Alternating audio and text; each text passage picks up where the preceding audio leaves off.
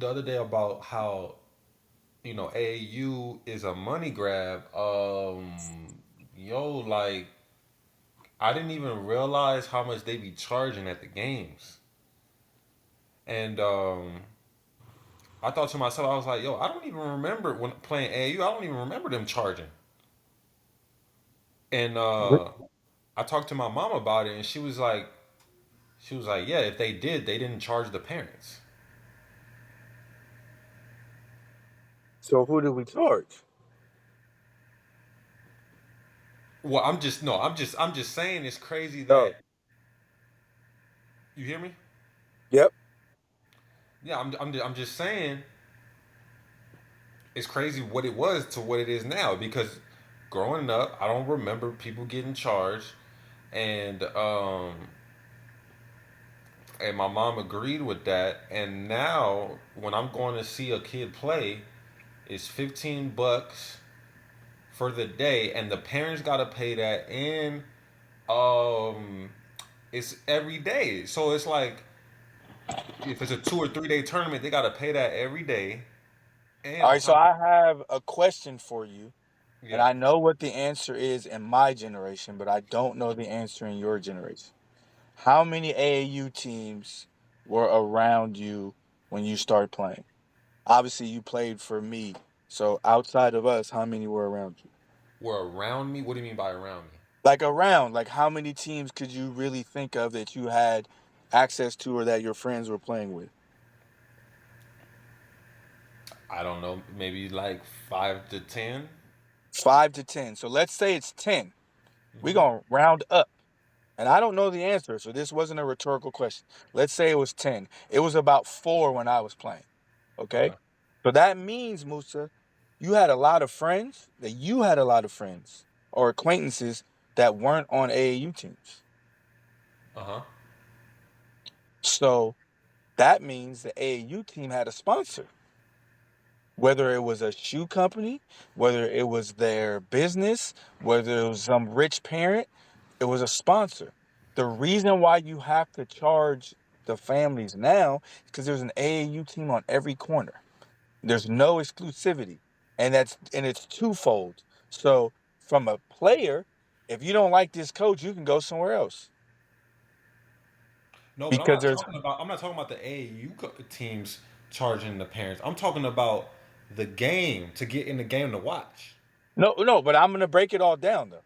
Okay. So because there's more teams, I now we're also charging the parents and the facilities are charging because now there isn't just show up to the local high school and you had a permit that costs $200. Now you're at a gym where they're charging $300 a team. And so the gym has probably a $20,000 whether it's a mortgage or a lease payment. So they got to turn a profit. So it wasn't like that when you were playing. But hold on. But hold on. I mean, what's the difference in the gyms and their mortgages? Because I mean, just like how you had back then, the tournaments was going on at school gyms and wherever. That's where the Not and wherever they were at school gyms. So you're getting your permit from the city okay. So why can't that be done now? because how you gonna get 300 teams in a tournament at a high school gym? Which that you're lucky you got 2 games at a time. Okay. So what about the tournaments that are not in super big facilities? But even those facilities, 4 to 8 courts, right? Not necessarily, man. Look, bro, I went I to don't know. I don't know of a tournament. I can only speak to California and other places we've gone where they're at high schools and the whole tournament's at one school. So you're still going from school to school to school. So they're getting permits from school to school to school. so look, so when I would go watch some of my kids play in their feeder program, which is organized by the school, so it was at a school. The games were at a school. Um, they would play, every Saturday, I guess. And it would be like all day or whatever. They were charging. Yeah, because they have fees. Okay, but what I'm saying is they weren't charging before. But because they were getting the money from somewhere else.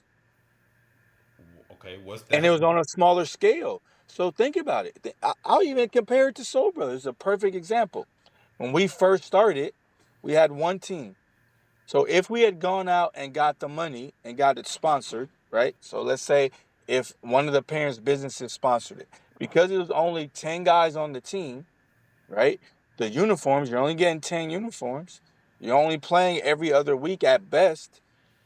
So the cost from spring to summer maybe is $10,000. Okay, Maybe it's $10,000. okay, $10,000 is one team now. okay, So most programs have a minimum of 4 to 5 teams.